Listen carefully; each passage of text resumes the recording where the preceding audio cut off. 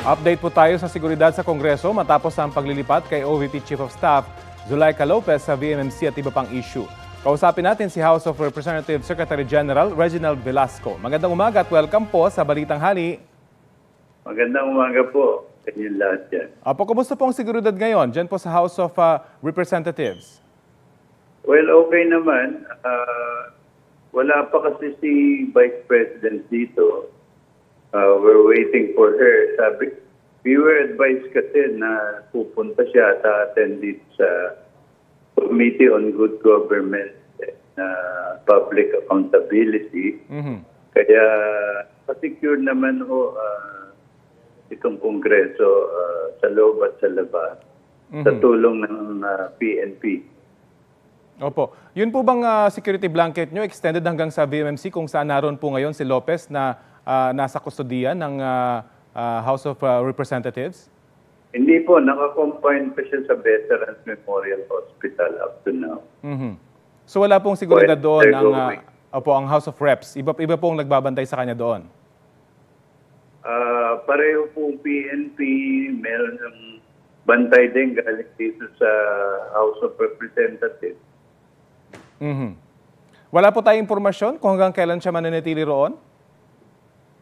Wala po kami, pero nakatanggap po ng sulat si Chairman Joshua na hindi daw makakarating ngayon sa hearing si Attorney Lopez. Okay. Dahil nga doon sa prognosis ng taga-Veterans Hospital na she is suffering from acute stress disorder. Opo. So kung opisyal hindi na makakarating itong si Lopez, nabanggit nyo nga kanina, may impormasyon kayong paparating si Vice President Sara Duterte dyan po sa Kamara. Meron po bang oras kung kailan siya inaasahang darating? Wala po Wala pong sinabing oras. Basta ang in-advise lang sa amin ay darating siya sa atin sa meeting, sa hearing ng committee. Opo. Kinoordinate po ba yung inaasahang pagdating niya dyan sa Kamara sa inyo pong opisina? Of course, nakahanda po. Okay. Kasi this will not be the first time na pupunta siya rito sa isang hearing, no? Maraming beses na po siya pumunta rito. Oo nga po. Oho. Ano po ba yung protocol kapag nagpunta siya dyan? Of course, meron siyang PSG na kasama. Paano ho ba yung protocol? May kasama ho siya security, contingent niya. Tapos po, uupo siya rito. Tapos kailangan mag-oath siya, mag-take ng oath. Lahat po na resource persons dito nagte-take ng oath.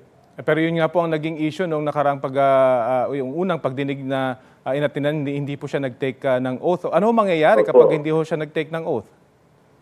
That's a basic requirement po sa mga committee hearing. Lahat ng resource person nagtitake ng oath bago po sila magsalita. Opo. Well, in any case, meron ho kayong coordination with PSG kung ano man ang magiging action ng House of Representatives, yung Quad Committee, kung ano yung magiging action nila kay Vice President Sara Duterte. Opo, naka-ready naman po. Naka-ready. Paano ho kang sabihin ng Quad Committee na siya isa-cite in contempt at siya ilalagay din dyan sa detention facility ng House of Representatives? Wala naman kung sinasite na contempt na gano'n. Pero kung sakali lang ho, nakahanda ho ba kayo na isang Vice President, sitting Vice President, ay madidetine dyan po sa House of Reps? Hindi po gagawin. Okay. Kung hindi po gagawin, pero handa po kayo kung sakasakali man. Okay. Sige po. Nakausap niyo po ba? Come again? Maraming salamat po. Nabanggit niyo po, parating na po siya. Tama ho ba? Okay. Sige po. Okay.